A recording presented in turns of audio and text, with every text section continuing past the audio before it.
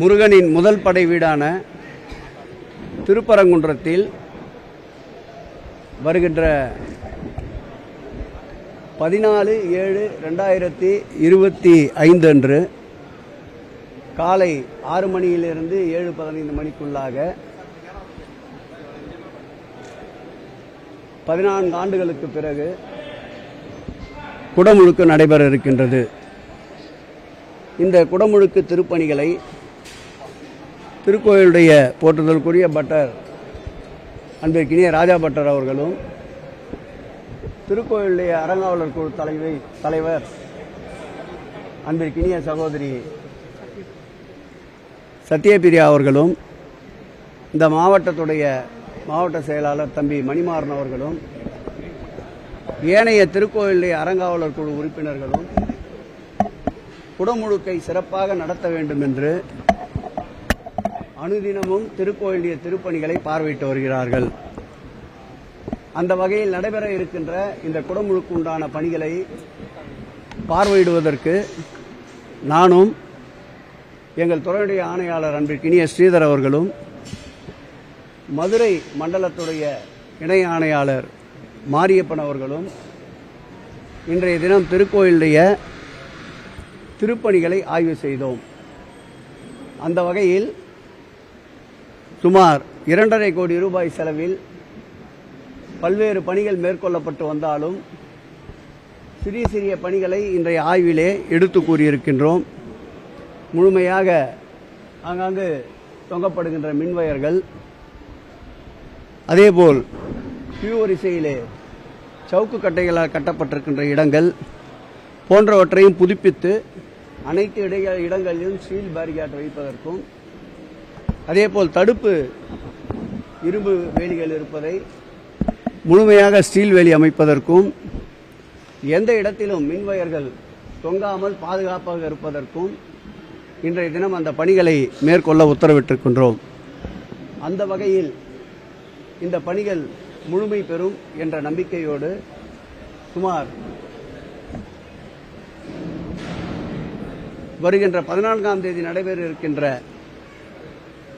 இந்த குடமுழுக்கில் 3 கோபுரங்களுக்கு, அதாவது ராஜகோபுரத்தில் 7 கலசங்களும், அம்பாள் கலசம் ஒன்றும், விநாயகர் சன்னிதானம் ஒன்றும் இந்த குடமுழுக்கிலே இடம்பெறுகிறது. வருகின்ற பக்தர் கோடிகளுக்கு ஒரே நேரத்தில் 1000 கணக்கான பக்தர்கள் வருகை இருந்தாலும் அந்த குடமுழுக்கை பார்க்கின்ற வகையில் சுற்றியும் LED அமைப்பது, வருகின்ற பக்தர்களுக்கு தேவையான அளவிற்கு உணவு மற்றும் மருத்துவ வசதி, கழிப்பிட வசதி, குடிநீர் வசதிகளை போன்ற ஏற்படுத்தவும் இன்றைய தினம் ஆய்விலே தெரிவிக்கப்பட்டிருக்கின்றது.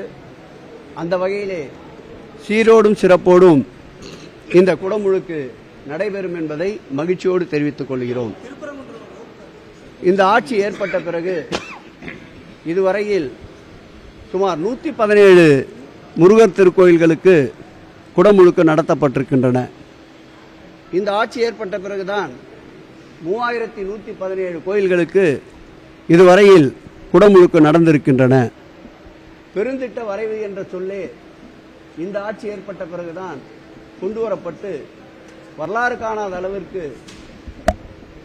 திருச்செந்தூர் அருள்மிகு முருகப்பெருமானுக்கு வருகின்ற 7/7/2025 அன்று 400 கோடி ரூபாய் செலவில் குடமுழுக்கு நடைபெற இருக்கின்றது. இந்த குடமுழுக்குண்டான பணிகளை தொடர்ந்து ஆய்வு செய்து கொண்டிருக்கின்றோம். இந்த குடமுழுக்கில் கூட பிச்சை குருக்கள், நம்முடைய ராஜா பட்டர், நம்முடைய செல்வம் போன்ற அர்ச்சகர்கள் ஒருங்கிணைந்து இந்த குடமுழுக்கை சீரோடும் சிறப்போடும் நடத்த முடிவு செய்திருக்கின்றார்கள். அறுபடை வீடுகளில் ஒன்றான பழனியிலே இந்த ஆட்சி ஏற்பட்ட பிறகுதான் குடமுழுக்கு வெகு சிறப்பாக நடத்தப்பட்டு 98 கோடி ரூபாய் செலவில் பெருந்திட்ட வரைவு பணிகள் நடந்து கொண்டிருக்கின்றன. இன்றைக்கு கூட மாண்புமிகு முதலமைச்சர் அவர்கள் 86 கோடி ரூபாய் செலவில் அறுபடை வீடுகளில் ஒன்றான தணிகை திருத்தணி முருகனுக்கு 86 கோடி ரூபாய் செலவில் பெருந்திட்ட வரைவு பணிகளை துவக்கி வைத்திருக்கின்றார். அதேபோல் சாமிமலையில் படிகள் ஏறுவதற்கு பக்தர்களுக்கு சிரமத்தை கருத்தில் கொண்டு அங்கே மின்தூக்கியை ஏற்பாடு செய்திருக்கின்றோம். இது மாத்திரமல்லாமல் இந்த ஆட்சி ஏற்பட்ட பிறகுதான் 70 வயதுக்கு மேற்பட்டவர்களுக்கு அறுபடை வீடுகளுக்கு இதுவரையில் 2000 பேர்களை கட்டணமில்லாமல் அரசு மானியத்தோடு அழைத்துச் சென்றிருக்கின்றோம். இந்த ஆண்டு மேலும் 2070 வயதுக்கு மேற்பட்ட மூத்த குடிமக்களை கட்டணமில்லாமல் அறுபடை வீட்டிற்கு அழைத்து செல்வதற்குண்டான உத்தரவை மாண்புமிகு முதல்வர் வழங்கியதோடு மட்டுமல்லாமல் அதற்குண்டான முழு செலவையும் அரசே மானியமாக வழங்குகின்றது.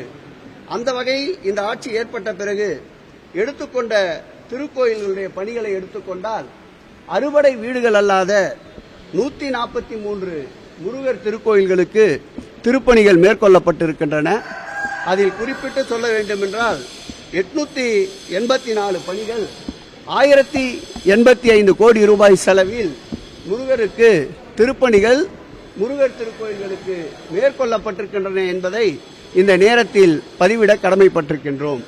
என் அப்பன் தமிழ் கடவுள் முருகனுக்கு இந்த திராவிட மாடல் ஆட்சியில் பெருமை சேர்த்தது போல் எந்த ஆட்சியிலும் பெருமை சேர்க்கவில்லை.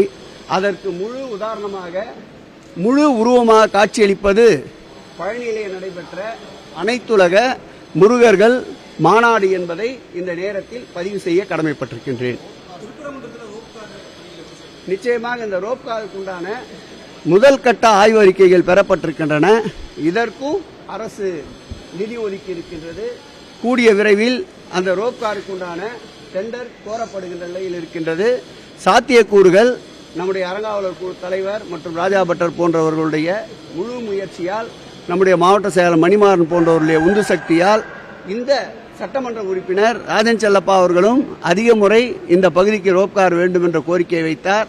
இன்னார் இனியவர் என்றில்லாமல் கோரிக்கைகள் எங்கெல்லாம் வரப்பெற்றாலும் அவைகளை நிறைவேற்றுகின்ற முதல்வராக திராவிட மாடல் ஆட்சியின் முதல்வர் ரோப்காருக்கு உண்டான நிதியை அரசே வழங்கி இருக்கின்றது என்பதை பெருமையோடு தெரிவித்துக் கொள்கிறோம்.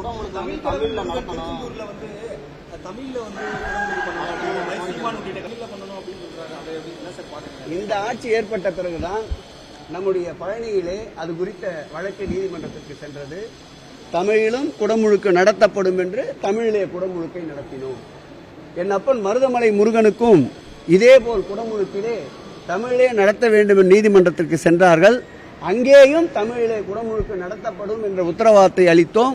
அங்கேயும் தமிழிலே முருகனுக்கு குடமுழுக்கை நடத்தினோம். இன்னார் சொல்லிதான் நாங்கள் நடத்த வேண்டும் என்பது அல்ல. ஏற்கனவே நம்முடைய பிச்சை குருக்கள், ராஜா பட்டர், நம்முடைய செல்வம் போன்ற குருக்கள் அனைவரும் ஒன்று சேர்ந்து, அந்த திருக்கோயிலுடைய போத்திகள் அர்ச்சகர்கள் அனைவரும் ஒன்று சேர்ந்து, அந்த திருக்கோயிலுடைய அறங்காவலர் குழு தலைவர் அருள்முருகன் அவர்களும், எங்கள் துறையினுடைய செயலாளர் அன்பிற்கினிய மணிவாசம் அவர்களும், துறையினுடைய ஆணையாளர்களும் ஒருங்கிணைந்து தமிழிலும் குடமுழுக்கு நடத்த வேண்டும் என்று முடிவெடுத்திருக்கின்றோம். நடைபெறப் போகின்ற ஒன்றை நாங்கள் ஆர்ப்பாட்டம் முற்றுகை என்ற பிறகுதான் இது நடந்ததாக கூறுவதற்காக தானாக கணிகின்ற கனியையும் எங்களுடைய மந்திர சொற்களால் தான் கனிந்தது என்று சொல்வதை போல இருக்கின்றது. இந்த ஆட்சியை பொறுத்தளவில் இந்த ஆட்சி ஏற்பட்ட பிறகுதான் முருகர் தமிழிலே அர்ச்சனை செய்பவர்களுக்கு, அர்ச்சகர்களுக்கு வருகின்ற கட்டணத்தில் 60% அர்ச்சகர்களுக்கு வழங்கிய ஆட்சி இந்த ஆட்சி. இந்த ஆட்சி ஏற்பட்ட பிறகுதான் 13 புத்தகங்களை, போற்றி புத்தகங்களை மறுபதிப்பு செய்து வெளியிட்ட ஆட்சிதான் மாண்புமிகு தமிழக முதல்வருடைய ஆட்சி.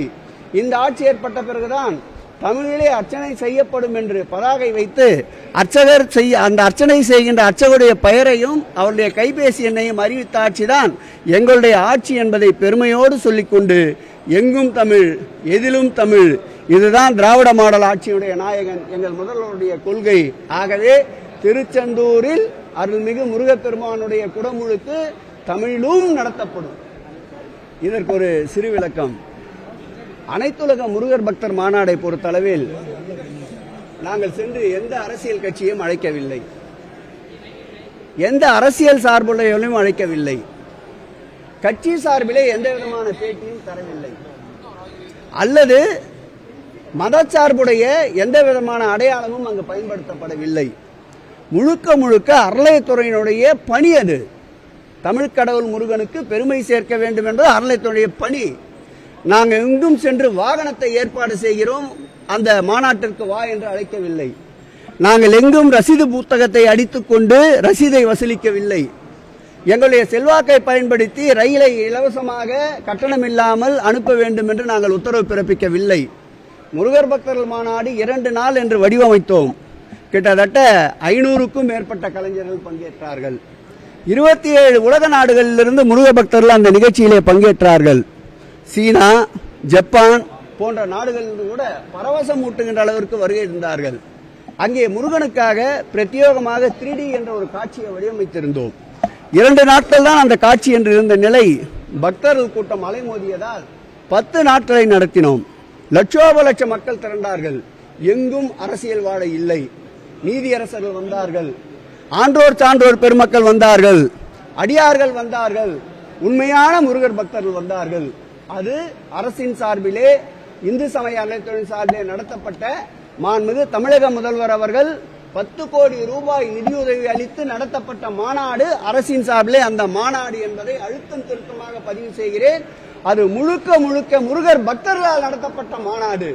இந்த மாநாடு அரசியல் நோக்கத்தோடு, அரசியலில் லாபம் காண வேண்டும் என்பதற்காக நடத்தப்படுகின்ற மாநாடு. இதை தயவு செய்து ஊடகத்துறையினர் பிரித்து பார்க்க வேண்டும். அதையும் மாநாடு இதையும் மாநாடு என்றால் பழனியிலே நடைபெற்ற மாநாட்டிற்கு என்ன பெயர் வைப்பது? ஆகவே இந்த ஆட்சியை பொறுத்தளவில் எல்லோருக்கும் எல்லாம் என்ற தாரக மந்திரத்தோடு செயல்படுகின்ற எங்களுடைய முதல்வர் எந்தெந்த மதத்தினர் அவர்களுடைய வழிபாட்டிற்கு அமைதியான சூழல் வேண்டும் என்று விரும்புகிறார்களோ அமைதியாக அவருடைய வழிபாடு நடத்த வேண்டும் என்று மாண்புமிகு முதல்வர் முயற்சித்துக் கொண்டிருக்கின்றார். மதத்தால், இனத்தால், மொழியால் இந்த மக்களை பிளவுபடுத்த ஒருபோதும் இந்த மண்ணிலே திராவிட மாடல் ஆட்சியுடைய நாயகன் மாண்புமிகு முதல்வர் இடம் தர மாட்டார். முருக பக்தர்களும் இதை நன்றாக உணர்ந்துள்ளார்கள். அதனுடைய முடிவு 2026ஆம் ஆண்டு நடைபெறுகின்ற சட்டமன்ற தேர்தலிலே வெளிப்படும். இந்த ஆட்சி ஏற்பட்ட பிறகுதான் கிட்டத்தட்ட 19 திருக்கோயில்களுக்கு நாள் முழுவதும் அன்னதான திட்டத்தை கொண்டு வந்தோம். இந்த ஆட்சி ஏற்படுவதற்கு முன்பு வெறும் 2 திருக்கோயில் தான் இருந்தது. இன்றைக்கு ஆண்டிற்கு எவ்வளவு தெரியுமா பக்தர்கள் பசியாறுகிறார்கள்? 3,50,00,000 பக்தர்கள் ஒரு ஆண்டிற்கு பசியாறுகிறார்கள். 744 திருக்கோயில்களில் ஒருவேளை என்ற அன்னதான திட்டத்தை 774 திருக்கோயில்களுக்கு மாற்றி அமைத்திருக்கின்றோம். பல திருக்கோயில்களில் 100 நபர்கள் என்ற 2 நபர்களாக ஆக்கியிருக்கின்றோம். பழனியை எடுத்துக்கொண்டால் தைப்பூசத்தன்று, பங்குனி உத்தரத்தன்று தினந்தோறும் 1,20,000 பக்தர்களுக்கு கட்டணமில்லாத உணவு என்று 2 லட்சம் பக்தர்களுக்கு இந்த ஆட்சி வந்த பிறகுதான் உணவினை வழங்கி இருக்கின்றோம். இப்படி அன்னதான பிரபுவாக திகழ்கின்ற நம்முடைய முதல்வர் இதோடு நிற்கவில்லை. பழனியிலே இருக்கின்ற கல்லூரியிலே படிக்கின்ற குழந்தைகளுக்கு முதலில் காலை சிற்றுண்டி திட்டத்தை கொண்டு வந்தவர் நம்முடைய முதல்வர். அதோடு நில்லாமல் மதிய உணவையும் கொண்டு வந்திருக்கின்றார் நம்முடைய முதல்வர். அதோடு நில்லாமல் அந்த பழனி கல்லூரி மற்றும் பள்ளியிலே படிக்கின்ற உண்டு உறவிடமாக கொண்ட அந்த ஹாஸ்டலிலே தங்குகின்ற குழந்தைகளுக்கு 3 வேளையும் உணவு திட்டத்தை கொண்டு வந்த அன்னதான பிரபு தமிழகத்துடைய முதல்வர். இந்த தொண்டனுடைய கோரிக்கை, இந்த பக்தனுடைய கோரிக்கை நிச்சயம் இங்கே வருகின்ற பக்தர்கள் எண்ணிக்கையை கருத்தில் கொண்டு கூடுதலாக்கப்படும் அன்னதான திட்டம் என்று தெரிவித்துக் கொள்கிறேன். அவருடைய படகுதான் தத்தளித்துக் கொண்டிருக்கின்றது. மாலுமி இல்லாத கப்பலாக, திசை தெரியாத பயணமாக, கலங்கரை விளக்கே தெரியாத பயணித்துக் கொண்டிருக்கின்றவர்கள் கட்டுமஸ்தான உறுதிமிக்க இந்த கப்பலிலே எந்த காலம் ஓட்ட விடாது. எந்த சூழ்நிலை இருந்தாலும், கடல் அன்னை முரணாக இருந்தாலும் கூட கரைக்கு கொண்டு சேர்க்கின்ற உறுதிமிக்க தலைமை மாண்புமிகு தமிழக முதல்வருடைய தலைமை. தமிழக முதல்வர் மாலுமி இருக்கின்ற வரையில் திராவிட முன்னேற்ற கழகம் என்ற கப்பல் எந்த புயலிலும், எந்த சூழலிலும், எந்த சூறாவளிலும் சிக்காது கரை சேரும்.